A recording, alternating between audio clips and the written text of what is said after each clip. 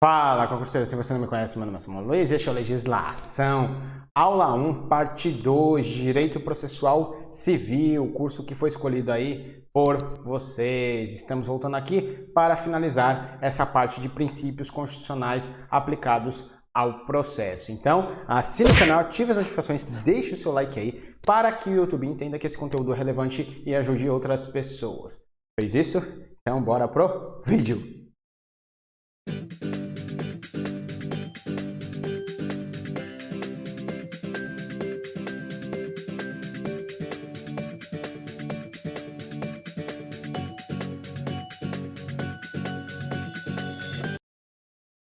Curso de Direito Processual Civil, que veremos na aula de hoje. Continuaremos a ver os princípios constitucionais aplicados ao processo. Então, bora iniciar. Princípio da publicidade dos atos processuais. É esse princípio o primeiro da aula de hoje. A Constituição vai falar lá no seu artigo 96. Todos os julgamentos dos órgãos do Poder Judiciário serão o quê? Públicos e fundamentada todas as decisões sob pena de nulidade, podendo a lei limitar a presença em determinados atos às próprias partes e aos seus advogados, ou somente a estes, os advogados, em casos nos quais a preservação do direito à intimidade do interessado no sigilo não prejudique o interesse público à informação. Então, o que a Constituição está dizendo? Que todos os julgamentos do Poder Judiciário serão públicos. Se não forem públicos, a pena pode ser nulidade desses atos processuais. O Código de Processo Civil vai falar a mesma coisa, né? Todos os julgamentos dos órgãos do Poder Judiciário serão públicos e fundamentadas todas as decisões sobre o quê? Pena de nulidade. A mesma coisa aí da Constituição. A publicidade dos atos processuais permite o quê? Transparência, controle e prestação de contas. Transparência no exercício da função jurisdicional, controle das decisões judiciais por quem? Por parte da sociedade. Por quê? Porque a sociedade vai ter acesso àquelas decisões judiciais e vai ter o acesso ao teor da decisão, né? Para ver se realmente está de acordo com a lei. Isso é uma forma de controle. E prestação de contas à sociedade por parte de quem? Do magistrado. Ele tem que prestar contas dos seus atos à sociedade. Se ele cometer algum deslize aí no tocante ao processo, se ele não observar a legislação, o ordenamento jurídico, ele vai responder por isso, ele vai prestar contas à sociedade. Então, a publicidade dos atos processuais permite o quê? A transparência, o controle e a prestação de contas. A publicidade é instrumento de eficácia. Para que uma decisão judicial produza efeitos, tenha efetividade aí perante a sociedade, ela tem que ser publicada. Então, a publicidade é instrumento de eficácia dos atos processuais. É o que está falando aí. A Constituição vai trazer agora uma exceção aí ao princípio da publicidade. Na verdade, é uma mitigação à publicidade dos atos processuais. A lei poderá restringir a publicidade dos atos processuais quando? Em defesa da intimidade ou por interesse social. Então, a Constituição traz essa ressalva, uma mitigação ao princípio da publicidade dos atos processuais, né? Os atos processuais podem ser mitigados para a defesa da intimidade ou interesse social. A publicidade absoluta poderia trazer o quê? Poderia trazer algumas consequências, né? Sensacionalismo, desprestígio do réu ou da vítima ou convulsão social, né? Então, por isso que a publicidade dos atos processuais, ela pode ser mitigada em defesa da intimidade ou quando o interesse social o exigir, né? Vamos prosseguir aqui. Princípio da publicidade dos atos processuais. Qual é o parâmetro, então? A regra é que os atos processuais têm que ser publicados. Essa é a regra. E a exceção vai ser quando a lei restringir a publicidade desses atos processuais para a defesa da intimidade ou por interesse social. Isso aí são conceitos jurídicos indeterminados. Por quê? Porque a Constituição ela não traz todos os casos em que a lei poderá restringir aí a publicidade dos atos processuais. Ela fala de modo genérico, né? Trata de forma geral. para a defesa da intimidade ou interesse social. Isso aí é meramente exemplificativo. A legislação, sim, vai trazer os casos em que vai poder ser restringida aí a publicidade dos atos processuais. Isso aí é meramente um rol exemplificativo. Então, professor, me dê exemplos aí de quando a lei pode restringir os atos processuais para eu acertar no dia da prova. Então, o próprio Código de Processo Civil vai trazer um exemplo. Artigo 11, parágrafo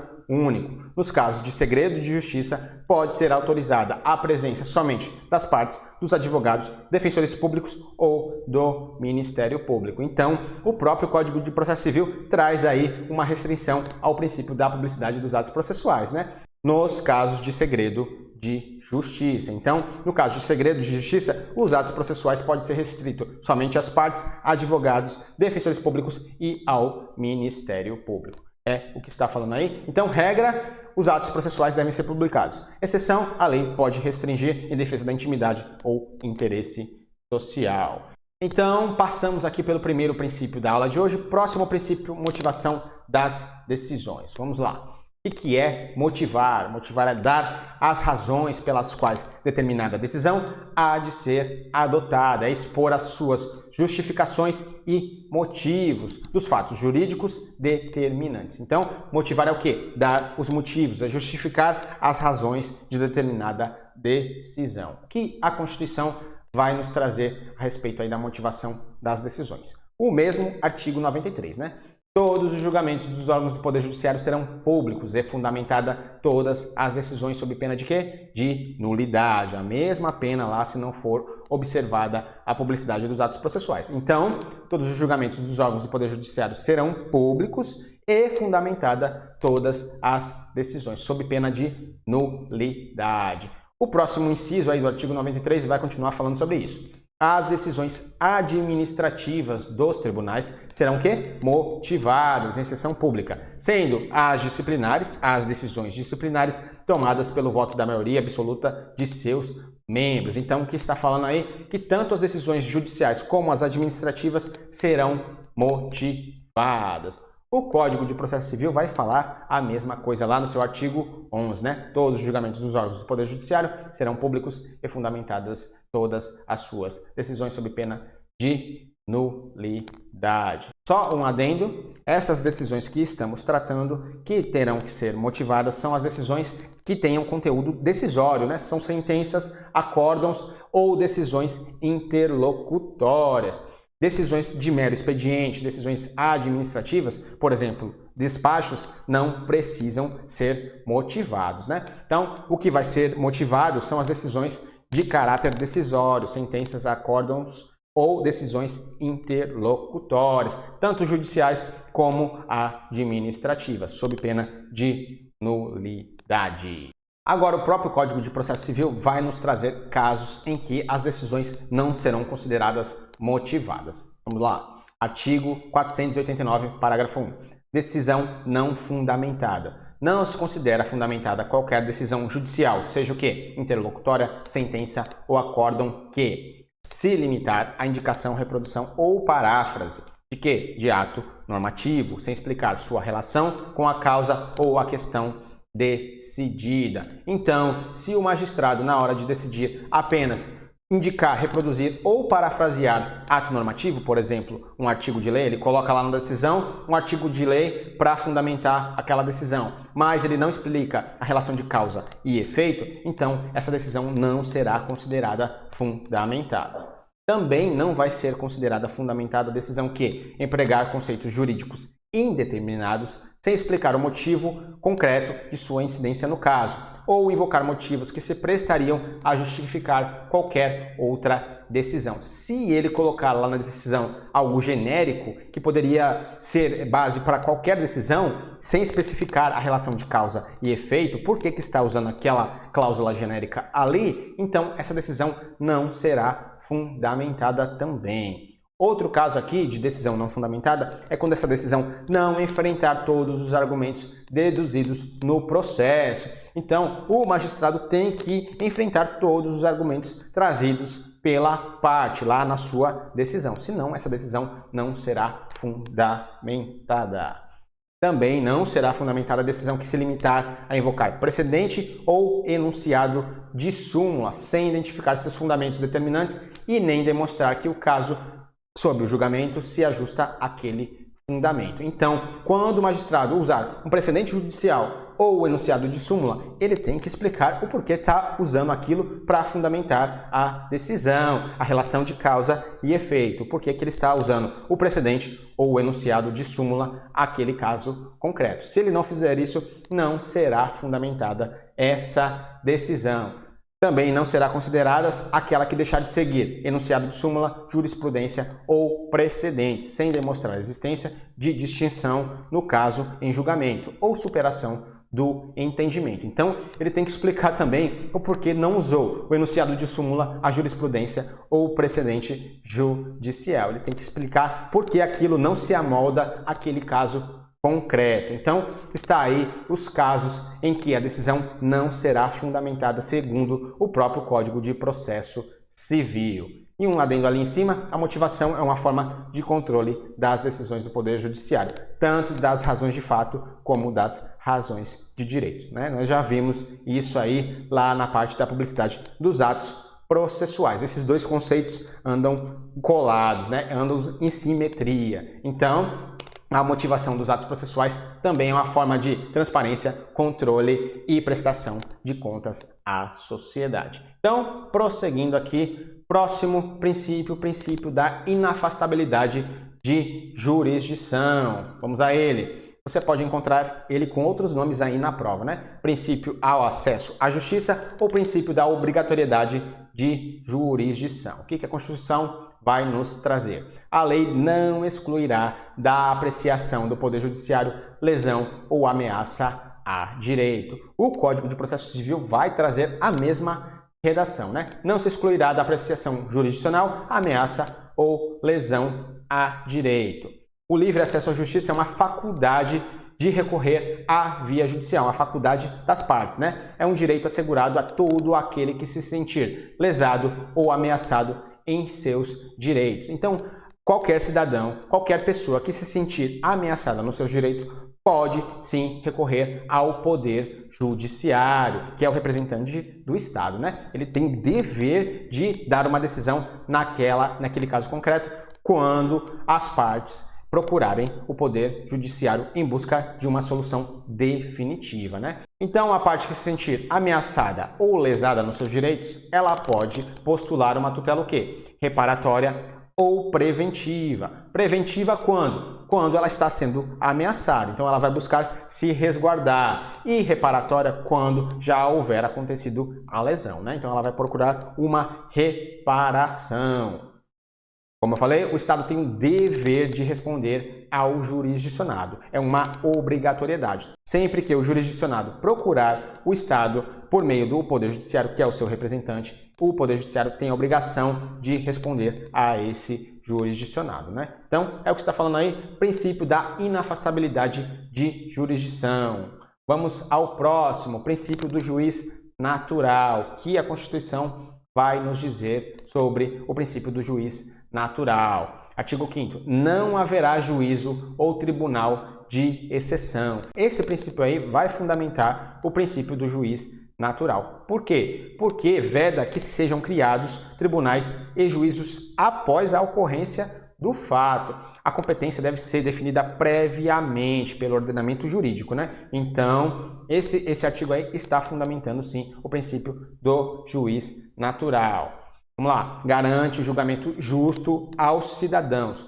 Os órgãos jurisdicionais devem ser independentes e imparciais. Os juízes designados para julgar os processos devem ter competência para fazê-lo. E essa competência tem que ser anterior à ocorrência do fato. Isso traz segurança jurídica às decisões judiciais. E veda o quê? Os juízos e tribunais de exceção. São os famosos juízos e tribunais ad hoc, aqueles que foram criados para determinado fato, né? Aqueles que são criados de forma excepcional, fora das regras de competência, em um momento posterior ao fato. Então isso aí é vedado. É vedado juízos e tribunais de exceção. Então, a competência dos juízes e tribunais tem que ser definida previamente. Isso torna as decisões imparciais, né? Então, não haverá juízo ou tribunal de exceção, princípio do juiz natural. A competência de um juiz ou tribunal deve estar previamente estabelecida na legislação. Foi o que eu acabei de falar. Então, último princípio aí da aula de hoje, princípio da imparcialidade do juiz. Então, vamos a ele.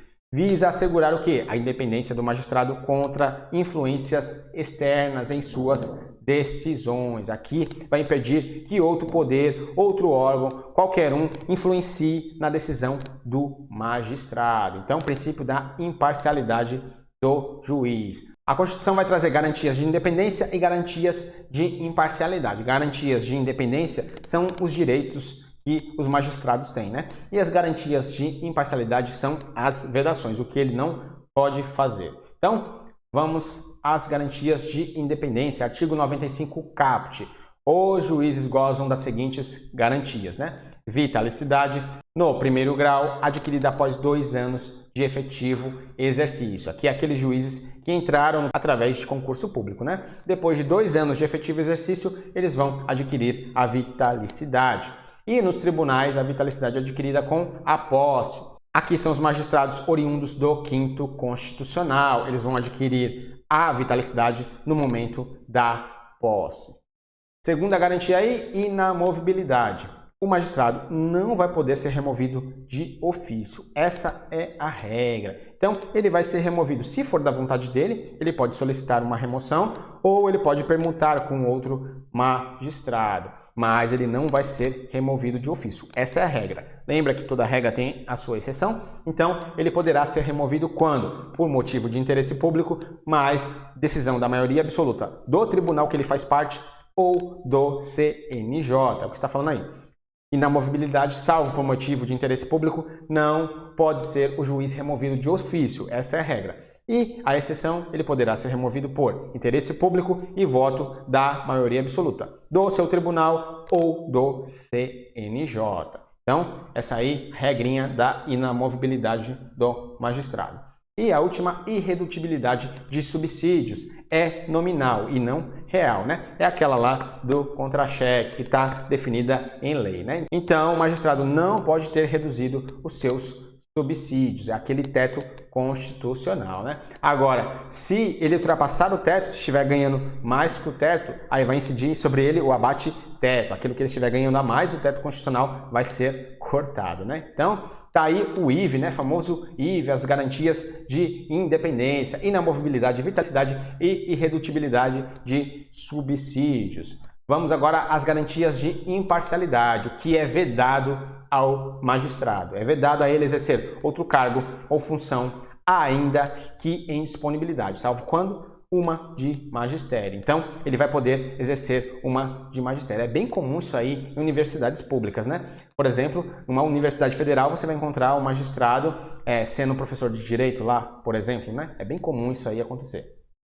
Também é vedado ele receber a qualquer título ou pretexto custas ou participação em processo. Por quê? Porque ele já recebe um subsídio bem elevado, né? Aquilo tem que ser suficiente para arcar com as suas despesas cotidianas. Então, é proibido a ele receber custas ou participações nos processos.